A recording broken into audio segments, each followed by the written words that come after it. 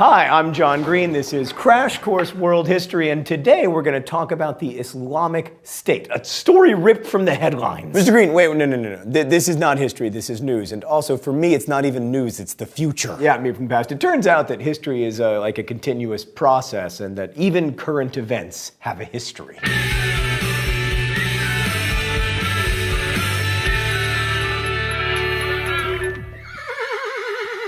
All right, let's begin with the headlines. In 2014, ISIS, the Islamic State in Iraq and Syria, also known as ISIL and Islamic State and many other things. Anyway, they declared a caliphate in the territory that the group controls, prompting many Americans to wonder what a caliphate is. Well, if you've seen our episode on the emergence of Islam, the caliphate is an Islamic state modeled on the original Islamic community that was founded by the Prophet Muhammad in the 7th century. Now, Muhammad was not a caliph because the word means successor, and they were the successors to Muhammad. But the first four political leaders who led the community and turned it into an empire have come to be known as the four rightly guided caliphs. And when groups like ISIS that are trying to re-establish this kind of government look back on it, they see it as being kind of the golden age. That this was a time not just of growth for the Islamic Empire, but also of political stability and unity. Which, as it happens, it really wasn't. Like, even under the four rightly guided caliphs, the Islamic world was tremendously diverse and had huge disagreements. I mean, of the four rightly guided caliphs, 3 were assassinated. But anyway, the ideal version of that type of state is what ISIS and some other Islamists mean when they talk about reconstructing a caliphate, although what the boundaries of a modern-day caliphate might be are far from clear. I mean, are you going to try to include Indonesia? But anyway, according to historian Michael Cook, the restoration of the caliphate is a political ideal for many Islamists, and for some, a political project. But I want to be clear, that is not the case for the vast majority of Muslims. So when I use the term Islamism, I mean something very specific. For me, Islamism is the idea that Islam can be the basis of government. It's not the same as fundamentalism, although it's often related to it. And it's certainly not the same thing as Islam, which is a diverse and complicated and worldwide religious tradition. Now, Islamism is a potent political force, but it's a relatively recent one, and in many ways it developed as a response to our old friend Western-style nationalism. That said, the idea that Islam can guide nation states or new kinds of states is much older than,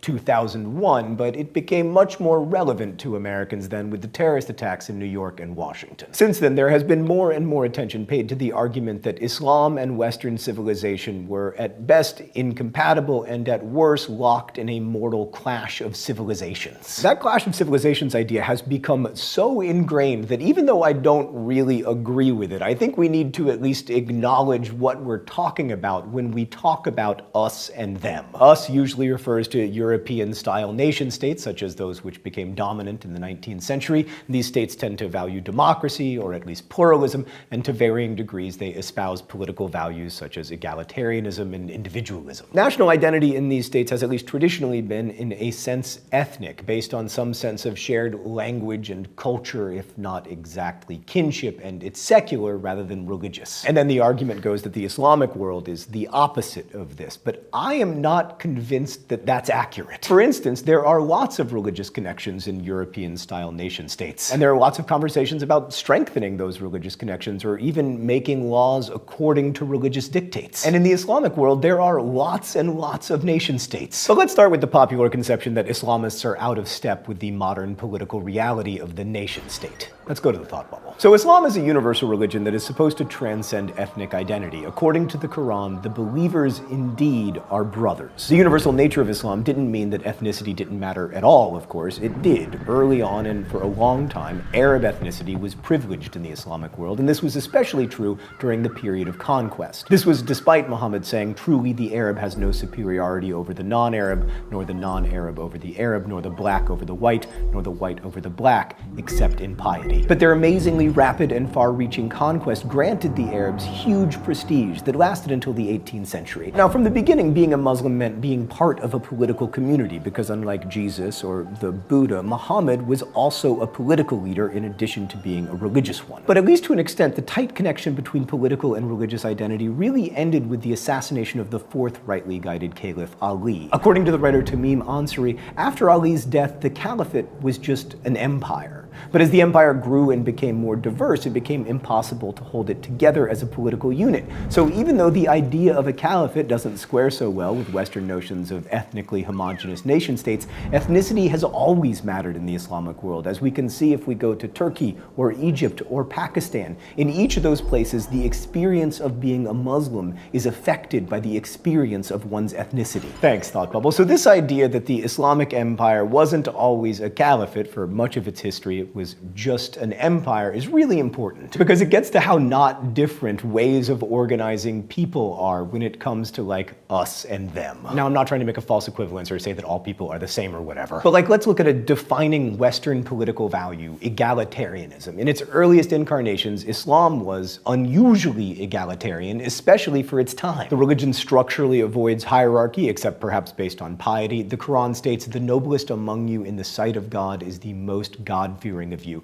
And there's a quote from Muhammad that people are equals like the teeth of a comb. To which I say, what's a comb? Also, Islamic law, unlike, say, Hammurabi's code, doesn't make class distinctions among Muslims, only between Muslims and non-Muslims. And Muhammad is quoted as saying that the blood of believers is always of equal value. In fact, that Islam lacks caste and formal aristocracy was noted by many Europeans who thought it was weird. Now, this canonical idea of egalitarianism is not the same thing as equality, at least the equality that we've come to think about in the present day. Like in the Quran and the sayings of Muhammad, called hadiths, women and men are alike in the performance of prayer and their obligation to pay the alms tax and their expectations of eternal life in paradise. And women did have some inheritance rights in the early Islamic community that they did not enjoy in pre-Islamic Arabic communities, and that they also wouldn't have had in Byzantium or, God forbid, Rome. And then there's the inequality between Muslims and unbelievers, which is pretty well known. Like other peoples of the book, Christians and Jews could live and work in Muslim empires provided they paid a special tax called the jizya, which was far better than the life of a Muslim under Ferdinand and Isabella in Spain. And then there's the issue of slavery, which the Quran accepts. In general, Muslims have avoided enslaving other Muslims, showing that there is a sense of brotherhood and solidarity among believers. But overall, to quote a historian, Islamic egalitarianism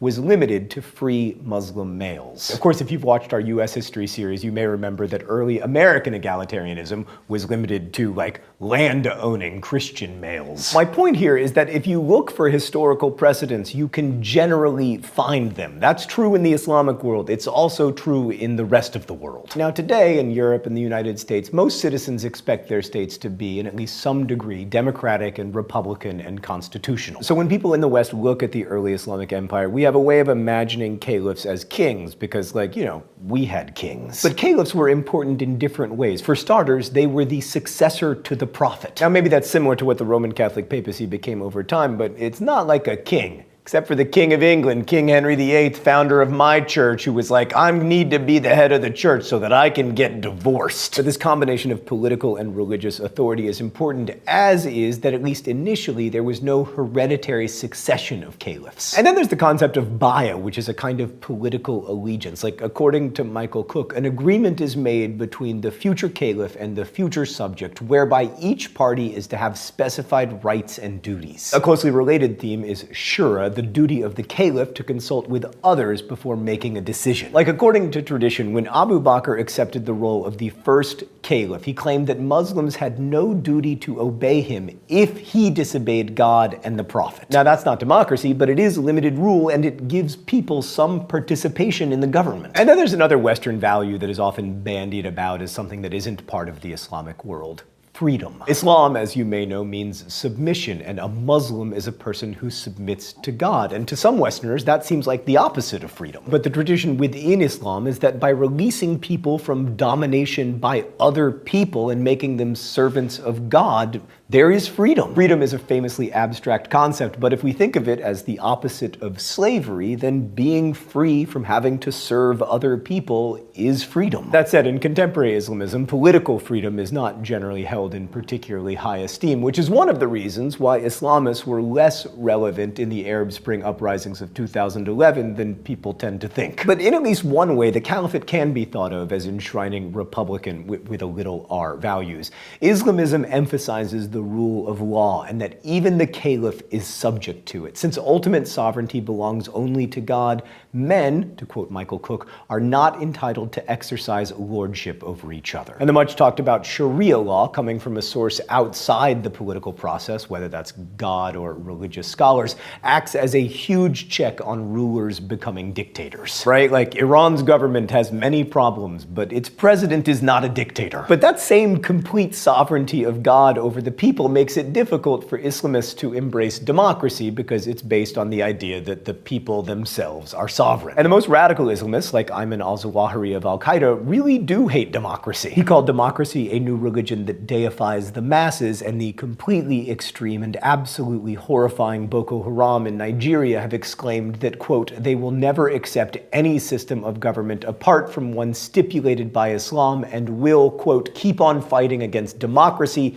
capitalism, socialism, and whatever. Yes, the and whatever is a quote. If you belong to a group that is fighting blank, blank, blank, and whatever, you need to leave that group. So it's easy and relatively common for people in the West to say that Islam is inimical to political values like freedom and equality and democracy. And when we talk about certain groups of radical Islamists, that's true. But in the West, we also really struggle to see the other complexly and to understand the incredible diversity in response to the revelation of the Quran. In my opinion, the Clash of Civilizations models oversimplifies the world into this group and that group, and imagines that this group sees the world only that way, and that group sees the world only this way. In fact, it's complicated. For one thing, modern Islamism itself is a very recent phenomenon, and in large part, it's a reaction to Western imperialism and nationalism, and it doesn't always reflect the ideas of Islam or Islamic history. Humans have a storied tradition of calling upon certain facets of our history to inspire us toward what we already kinda want. And those seeking to recreate the caliphate want a more powerful and unified Arab world, if not an Islamic world, and so they look toward history for inspiration, taking parts and leaving many others. What really happened is that for the most part, European-style nationalism took hold in the Islamic world at the same time it rose in Europe, as the creation of Turkey shows quite clearly. But in trying to understand the allure of the caliphate, it's important to understand that Islam is not just a religion. From the beginning, it was a civilization. As the historian Tamim Ansari wrote, Islam might just as validly be considered as one item in a class whose other items include communism, parliamentary democracy, fascism, and the like, because Islam is a social project like those others,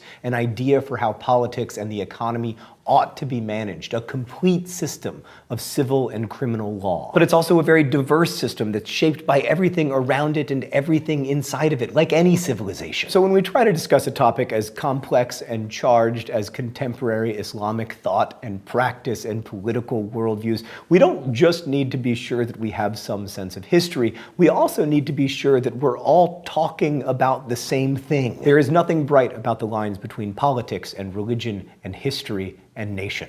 Thank you for watching. I'll see you next week.